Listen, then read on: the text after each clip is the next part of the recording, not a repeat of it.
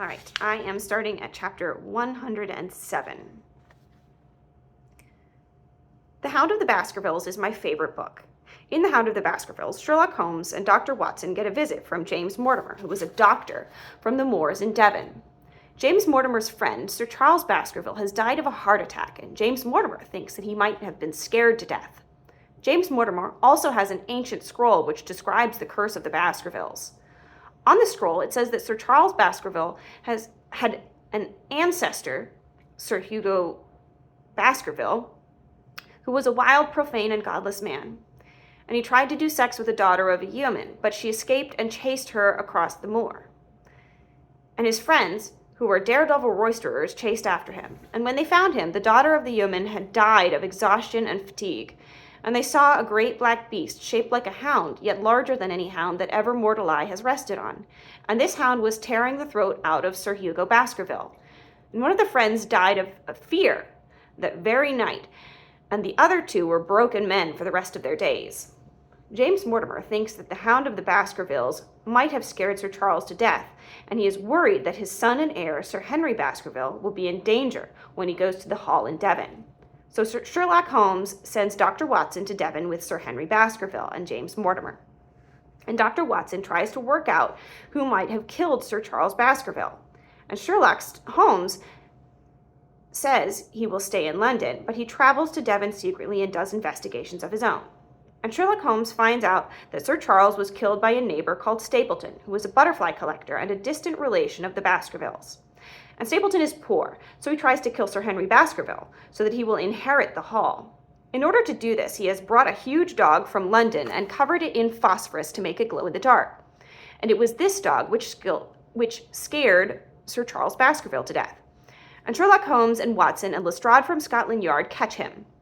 And Sherlock Holmes and Watson shoot the dog, which is one of the dogs which gets killed in the story, which is not nice because it's not the dog's fault. And Stapleton escapes into the Grimpen Mire, which is part of the moor, and he dies because he is sucked into a bog.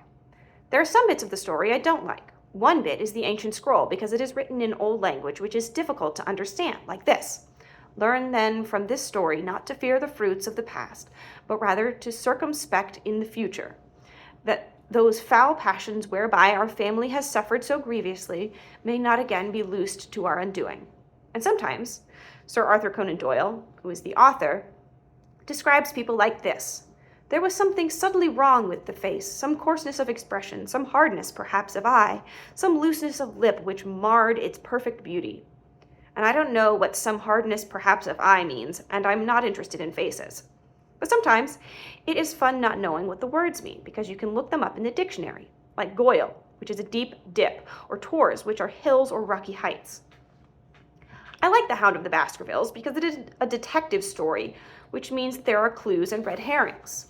These are some of the clues. 1. 2 of Sir Henry Baskerville's boots go missing when he is staying at a hotel in London. This means that someone wants to give them to the Hound of the Baskervilles to smell, like a bloodhound, so that it can chase him. This means that the Hound of the Baskervilles is not a supernatural being, but a real dog. 2. Stapleton is the only person who knows how to get through the Grimpen Mire, and he tells Watson to stay out of it for his own safety. This means that he is hiding something in the middle of the Grimpen Mire and doesn't want anyone else to find out. 3. Mrs. Stapleton tells Dr. Watson to go straight back to London instantly. This is because she thinks Dr. Watson is Sir Henry Baskerville, and she knows that her husband wants to kill him. And these are the red herrings. 1. Sherlock Holmes and Watson are followed when they are in London by a man in a coach with a black beard. This makes you think that the man is Barrymore, who is the caretaker at Baskerville Hall, because he is the only other person who has a black beard. But the man is really Stapleton, who is wearing a false beard. 2. Selden, the Notting Hill murderer. This is a man who has escaped from a prison nearby and is being hunted down on the moors, which makes you think that he has something to do with the story, because he is a criminal, but he hasn't anything to do with the story at all. 3. The man on the tour. This is a silhouette of a man that Dr. Watson sees on the moor at night and doesn't recognize, which makes you think that it is the murderer, but it is Sherlock Holmes who has come to Devon secretly. I also like The Hound of the Baskervilles because I like Sherlock Holmes, and I think that if I were a proper detective, he is the kind of detective I would be. He is very intelligent, and he solves the mystery and says, The world is full of obvious things which nobody by any chance ever observes. But he notices them like I do. Also, it says in the book, Sherlock Holmes had, in very remarkable degree, the power of detaching his mind at will. And this is like me too, because if I get really interested in something like practicing maths or reading a book about the Apollo missions or great white sharks, I don't notice anything else, and Father can be calling me to come and eat my supper, and I won't hear him. And this is why I am very good at playing chess, because I detach my mind at will and concentrate on the board, and after a while the person I am playing with will stop concentrating and start scratching their nose or staring out of the window, and then they will make a mistake and I will win. Also, Dr. Watson says about Sherlock Holmes, his mind was busy in endeavoring to frame some scheme into which all these strange and apparently disconnected episodes could be fitted. And that is what I am trying to do by writing this book. Also, Sherlock Holmes doesn't believe in the supernatural, which is God and fairy tales and hounds of hell, and curses, which are stupid things. And I'm going to finish this chapter with 2 interesting facts about Sherlock Holmes. 1. The original Sherlock Holmes story, Sherlock Holmes is never described as wearing a deerstalker hat, which is what he is always wearing in the pictures and cartoons. The deerstalker hat was invented by a man called Sidney Paget, who did the illustrations for the original book. 2. The original Sherlock Holmes stories, Sherlock Holmes never says, "Elementary, my dear Watson." He only ever says this in films and on the television. All right, chapter 109. That night, I wrote some more of my book, and the next morning I took it into school so that Shobin could read it and tell me if I had made mistakes with the spelling and the grammar. Shobin read the book during morning break when she has a cup of coffee and sits at the edge of the playground with the other teachers. And after morning break, she came and sat down next to me and said she had read the bit about my conversation with Mrs. Alexander. And she said, "Have you told your father about this?" I said, "No." And she said, "Are you going to tell your father about this?" I replied, "No." And she said, "Good. I think that's a good idea, Christopher." And then she said, "Did it make you sad to find this out?" And I asked, "Find what out?" And she said, "Did it make you upset to find out that your mother and Mr. Shears had an affair?" And I said, "No." She said, "Are you telling the truth, Christopher?" And then I said, "I always tell the truth." She said, "I know you do, Christopher, but sometimes we get sad about things and we don't like to tell other people that we are sad about them. We like to keep it a secret. Or sometimes we are sad, but we don't really know we are sad. So we say we aren't sad, but really we are." And I said, "I'm not sad." And she said, "If you do start to feel sad about this, I want you to know that you can come and talk to me about it, because I think talking to me will help you feel less sad. And if you don't feel sad, but you want to talk to me about it, that would be okay too. Do you understand?" And I said, "I understand." And she said, "Good." And I replied, "But I don't feel sad about it, because Mother is dead, and because Mr. Shears isn't around anymore, so I would be feeling sad about something that isn't real and doesn't exist, and that would be stupid." And then I practiced math for the rest of the morning, and at lunch I didn't have the quiche because it was yellow, and I did have the carrots and peas and lots of tomato ketchup, and for afters I had some blackberry and apple crumble, but not the crumble bit because that was yellow too, and I got Mrs. Davis to take the crumble bit off before she put it onto my plate, because it doesn't matter if different sorts of foods are touching before they are actually on your plate.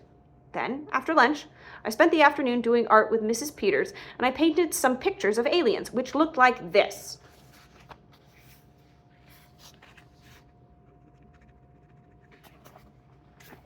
That's the end of the chapter. Chapter 113. My memory is like a film. That is why I am really good at remembering things, like the conversations I have written down in this book, and what people were wearing and what they smelled like, because my memory has a smell track, which is like a soundtrack. And when people ask me to remember something, I can simply press rewind and fast forward and pause, like on a video recorder, but more like a DVD player, because I don't have to rewind through everything in between to get to a memory of something a long time ago. And there are no buttons either, because it is happening in my head. If someone says to me, "Christopher, tell me what your mother was like," I I rewind to lots of different scenes and say what she was like in those scenes. For example, I could rewind to 4th of July, 1992, when I was 9 years old, which was a Saturday, and we were on a holiday in Cornwall. And in the afternoon, we were on the beach in a place called Pulpero. And Mother was wearing a pair of shorts made out of denim and light blue bikini top, and she was smoking cigarettes called Consulate, which are mint flavor. And she wasn't swimming.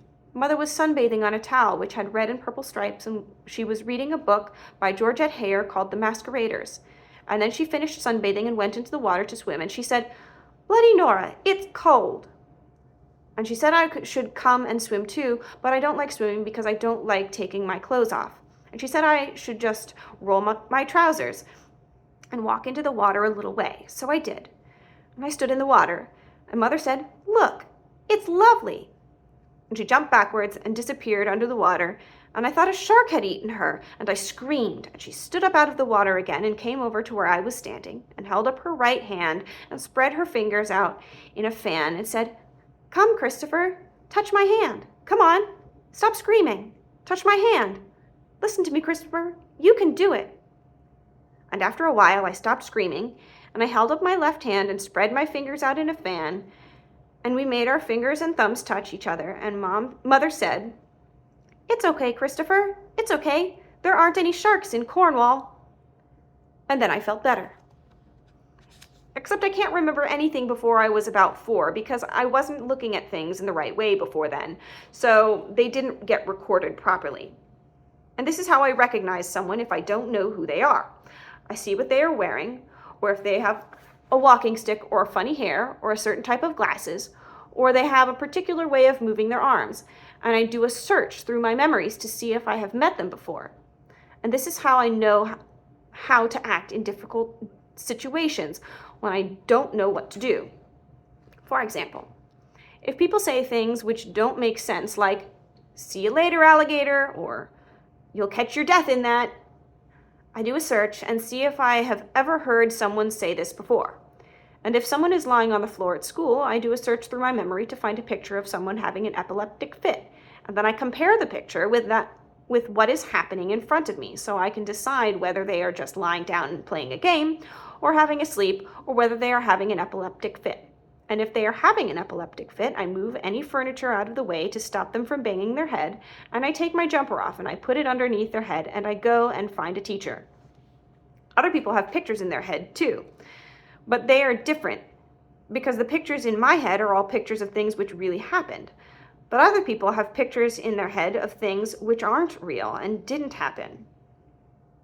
For example, sometimes Mother used to say, "If I hadn't married your father, I think I'd be living in a little farmhouse in the south of France with someone called Jean, and he'd be, a local handyman, doing painting and decorating for people, gardening, building fences, and we'd have a veranda with figs growing over it, and there would be a field of sunflowers at the bottom of the garden, and a little town on the hill in the distance, and we'd sit outside in the evening and drink red wine and smoke Gallos's cigarettes and watch the sun go down."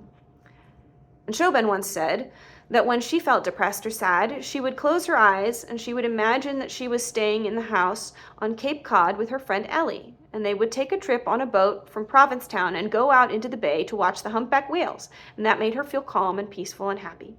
And sometimes, when someone has died, like Mother died, people say, "What would you want to say to your mother if she was here now?" Or, "What would your mother think about that?" Which is stupid, because Mother is dead, and you can't say anything to people who are dead, and dead people can't think. And Grandmother has pictures in her head too, but her pictures are all confused, like someone has muddled the film up, and she can't tell what happened in what order. So, she thinks that dead people are still alive, and she doesn't know whether something happened in real life or whether it happened on television. All right, that's the end of the chapter.